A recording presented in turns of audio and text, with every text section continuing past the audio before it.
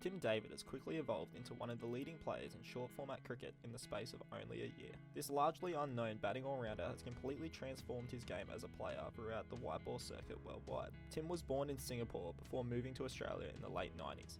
His father represented Singapore in international cricket, and after debuting for the Scorchers in 2018, Tim would become a regular member in the Singapore team as they attempted to qualify for the T20 World Cup, after debuting against Qatar in July of 2019. Unfortunately, the team would eventually fail to qualify for the World Cup.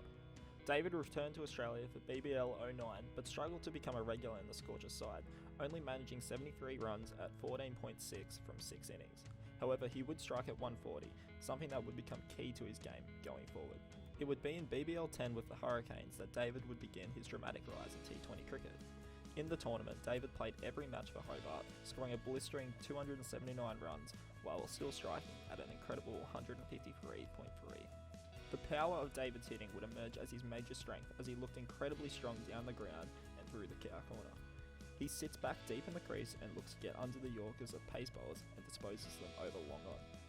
The next big leap in Tim David's career, and arguably most important, are the 2 seasons he played in the PSL for Lahore and Multan respectively. Across these clubs, David would score 458 runs in just 17 innings with a high score of 71. These stats made him one of the leading batsmen in the PSL, however his success was still going largely under the radar back in Australia. With some runs under the belt, David decided to go into the IPL draft at a base price of $75,000 after playing for RCB the year prior and see if there was any interest. Shockingly, Tim was picked up for a mammoth $1.53 million at the mega auction to the Mumbai Indians after a bidding war with Lucknow, Delhi and Rajasthan.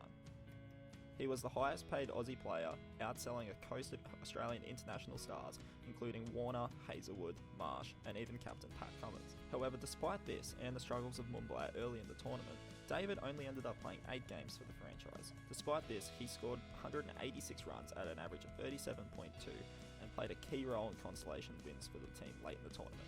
The highlight of the tournament was a monster 114m 6 he hit against Sunrisers Hyderabad and Indian international Nataraj.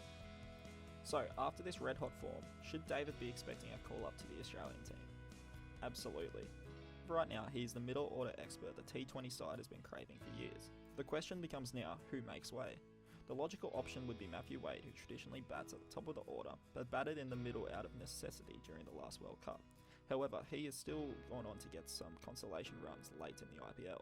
And although it may be hard to drop him on international form of late, it's hard to see the team removing one of Marsh, Stoinis, Smith or Maxwell from the side. No matter who leaves the side, it is vital for Australia's World Cup defence later this year that Singapore's own Tim David has a place in the team.